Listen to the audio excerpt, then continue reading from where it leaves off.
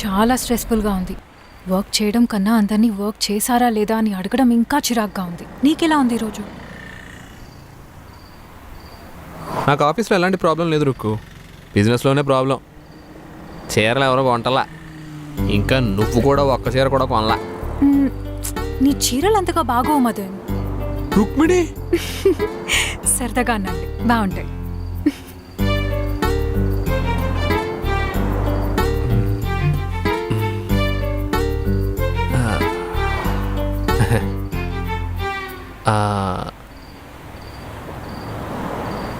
రుక్మిణి,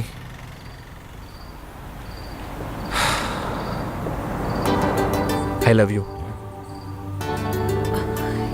ఏంటిది సడన్గా?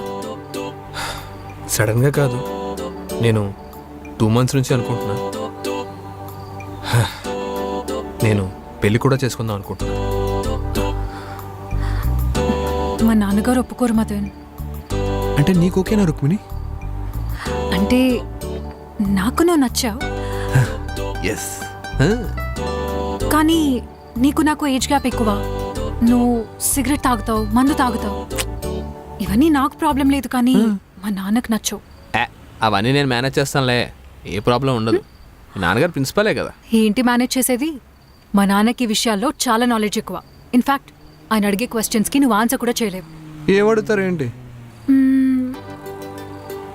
నీకే గనుక ఒక అమ్మాయి ఉంటే నువ్వు నీలాంటి వాడికి ఇచ్చి పెళ్లి చేస్తావా అని అడుగుతారు.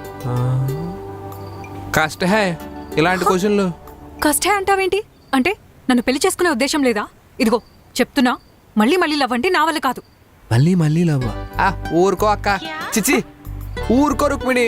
నేను సిన్సియర్గా లవ్ చేస్తున్నాను. ఈ 30+ ఏజ్లో నేను నీకు ఐ లవ్ అని చెప్పినా నేను పెళ్లి చేసుకున్నట్టే నా చెవులకు కూడా అనిపిస్తుంది. ఇష్టం లేకపోతే కనుక నాకు ఐ లవ్ అని చెప్పద్దు. సర్లే, అది పక్కన పెట్టు.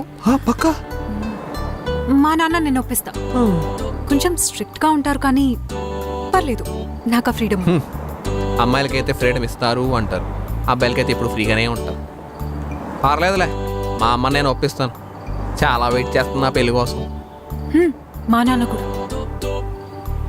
కాదు రుక్మిణి, నువ్వు నాకు ఇంకా ఐ లవ్ యూ అని చెప్పలేదు. సారీ మదన్, అది నాన్నగారు ఒప్పుకుంటారా లేదా అని ఆలోచిస్తూ ఉండిపోయా. సరే చెప్పైతే. చెప్తాగా నాన్నకి. నాన్నకి కాదు, నాకు ఐ లవ్ యూ అని.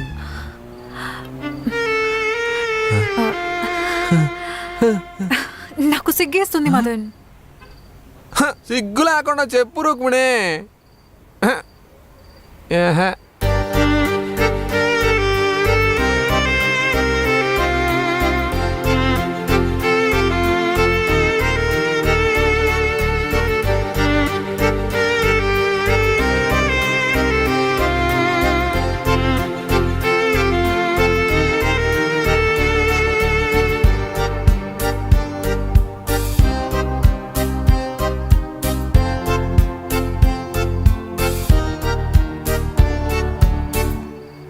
Shibili pop pop pa boom bop pa bari pa shibili pop pop pop.